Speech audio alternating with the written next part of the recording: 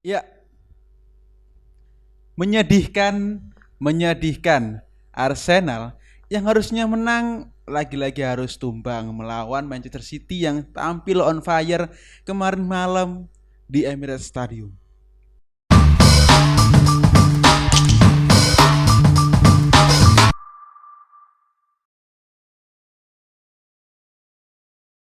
Selamat datang di Passing Wantu bersama saya, Tun Hernandez dan juga saya Kang Arfan seperti biasa Mas Dono.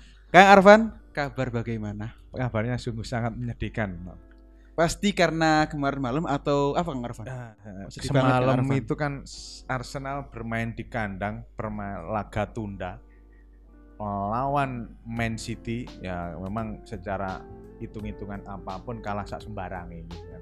Kalah kiper, kalah back, kalah striker, Mentalitas, mental juga kalah. Terus kita yang sebenarnya hanya penantang, mimpi menjadi penantang gelar aja nggak punya gitu.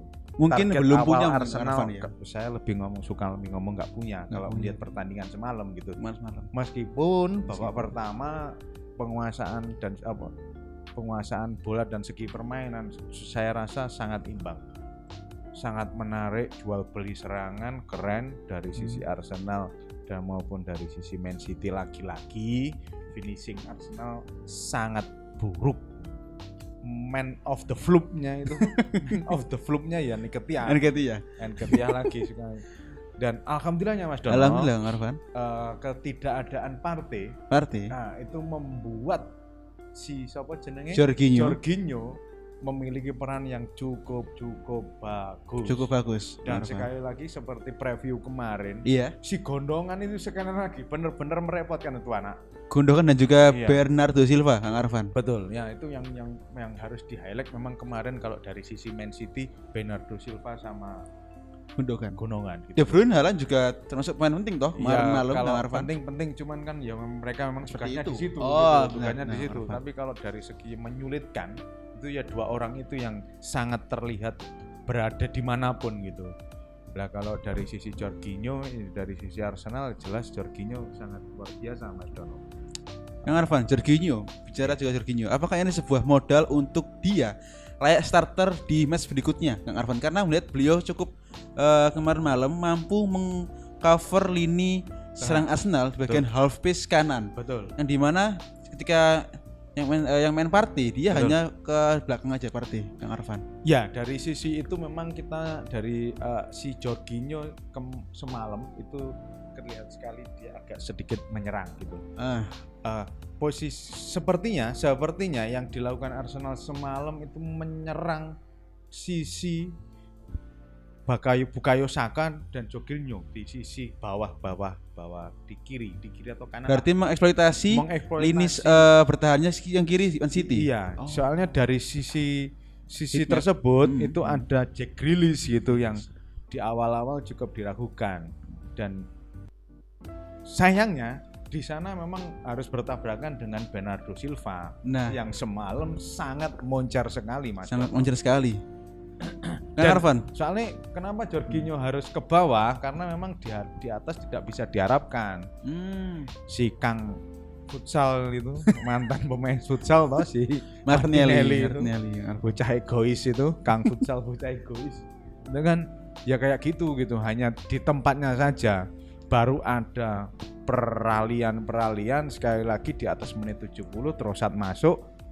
Sayangnya kita sudah tertinggal gitu. Kalau harapan saya sih sebenarnya posisi ketika 1-1 perubahan lini serang harus dilakukan. Sayangnya lagi si Arteta itu terlalu sulit untuk merubah kemarin kan saya ngomong apa mau Arteta, faktanya kan nggak mau Arteta. Dia terlalu pede dengan skuadnya gitu. Kang Arfan, terakhir dengan kekalahan kemarin semakin banyak orang mengungkapkan bahwasanya Arsenal kembali ke Stan Pabrik. Apakah ini benar atau salah? Apa karena ini emang Arsenal hanya cukup 3 kali match dia hanya untuk bermain off perform atau emang ini akan bertahan lama atau seperti apa Kang Arfan? Kalau yang jelas harapan pemain pendukung Arsenal ya Arsenal kembali bermain baik gitu. faktanya memang kekalahan semalam itu sedikit mengingatkan kembali betapa naifnya kita dari bulan November sampai pertengahan Februari ini berada di puncak klasemen gitu. Pendukung-pendukung Arsenal mungkin terlalu naif gitu loh, tidak sadar kalau pemain-pemain yang dimiliki atau skuad yang dimiliki Arsenal semenjana.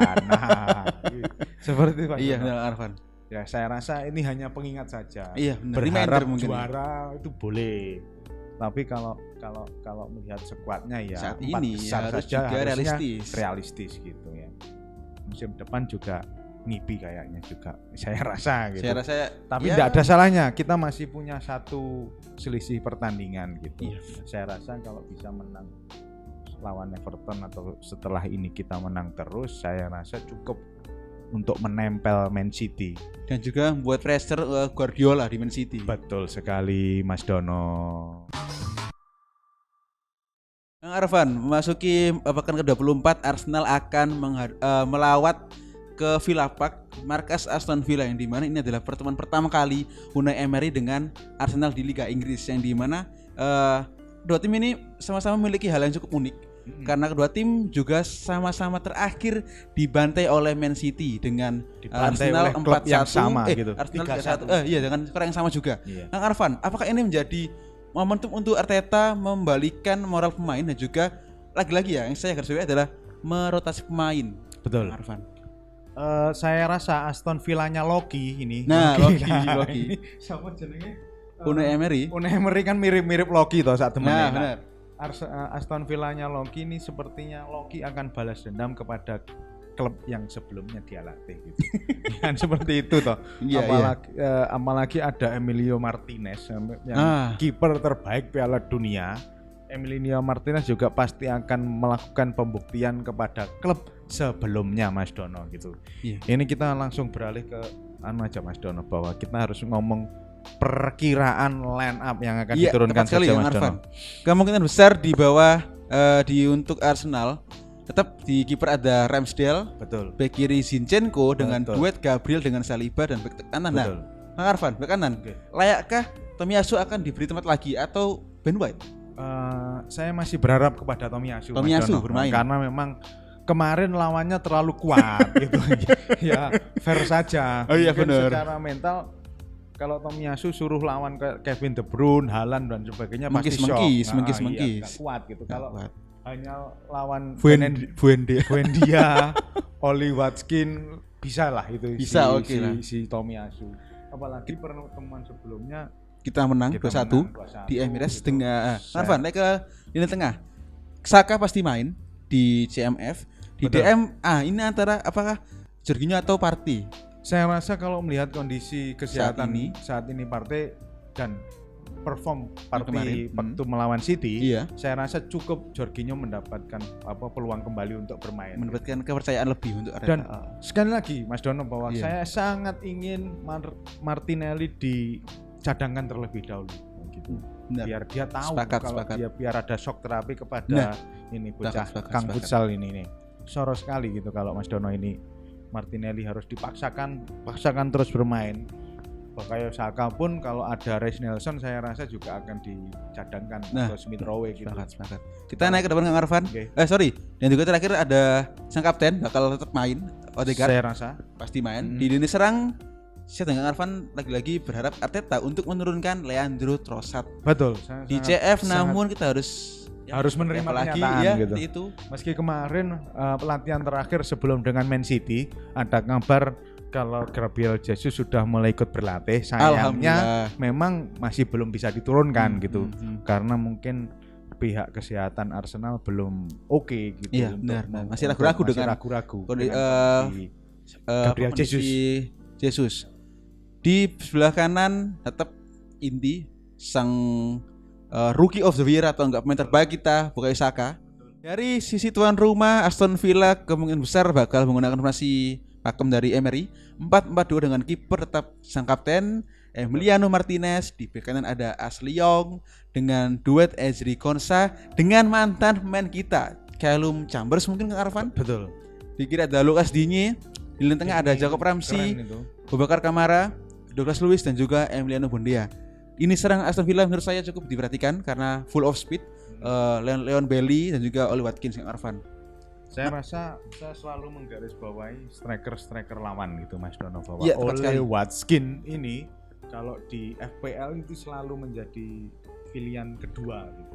Setelah Evan Toney. Betul. Oke. Nah, itu mereka pemain dengan harga murah yang bisa dipakai untuk tembus ke permainan yang bagus gitu. Arfan, kita bicara dengan head to head kedua tim selama di EPL. Selama ini dari 5 laga terakhir Arsenal menang 3 kali, Aston Villa menang 2 kali.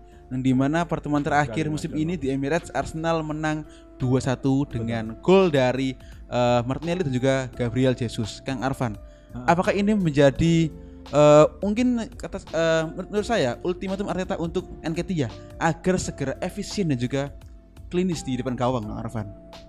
Kita kalau harus memaksa Nketiah ya saya rasa cukup lah.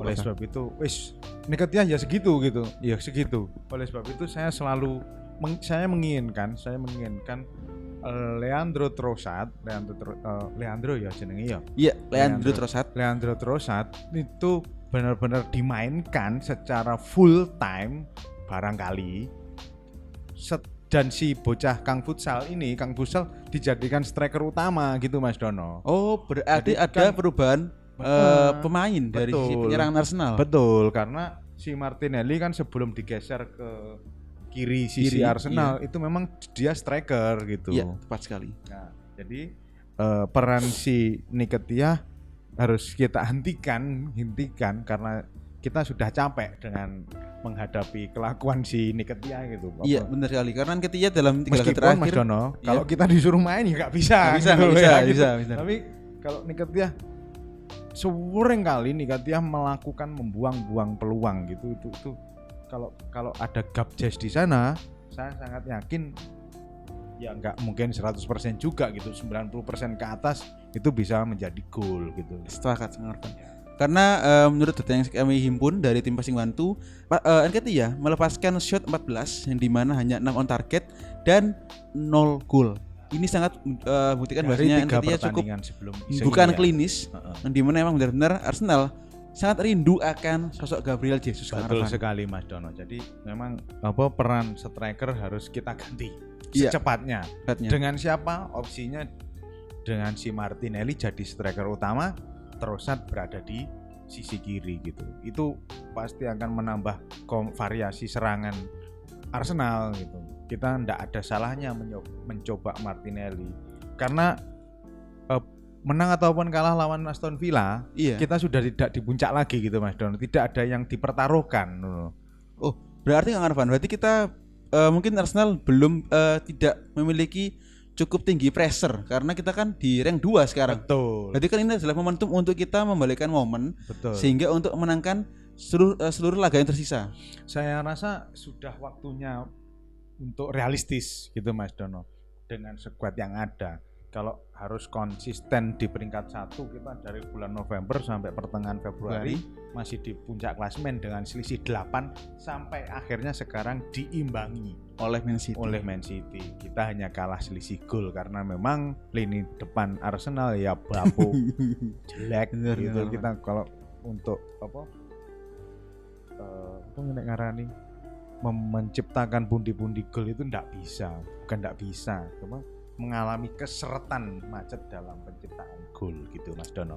Kang Arfan, dari tuan rumah Aston Villa, menurut saya tim ini juga bukan tim remeh karena tim ini lihai untuk mencari ruang di lini pertahanan lawan, yang dimana terlihat ketika gol oleh Watkins melawan City dan juga pertemuan musim kemarin terakhir di Villa Park, Arsenal hanya menang 1-0 lewat gol tunggal Bukayo Saka. Betul sekali. Kang Arfan, apakah ini benar-benar Arteta cukup susah ketika melawan tim dengan gaya bermain cukup negatif football, katakanlah seperti itu, meskipun ada Emer di sana, Kang Arfan? Harapan kita tetap bahwa Arteta segera mencari solusi untuk melawan permainan negatif gitu, seperti negatif football itu sangat menyedihkan Mas. Itu lawan alami dari permainan penguasaan majority penguasaan majority-nya Arsenal itu. Seperti itu. Mas Dono gitu. Kang Arfan, lalu kemudian untuk pemain yang sangat menjadikan Kang Arfan, lalu untuk laga besok Sabtu ini Kang Arfan, menurut kita Kang Arfan, dari laga besok ini Sabtu besok apakah memiliki potensi untuk sang striker Aston Villa Ollie Watkins untuk menambah pundi-pundi gol? Karena menurut saya dari squad yang saat ini Aston Villa yang cukup mengerikan adalah Ollie Watkins karena terbukti karena mungkin dari nilai second line belum mampu mengimbangi kemampuan dari Arsenal. Ollie Watkins kalau di garis bawahi iya, karena oleh bagaimanapun Aston Villa pasti akan melakukan hal seperti itu. Yang perlu diwaspadai tipe serangan negatif football seperti ini, yaitu serangan balik gitu.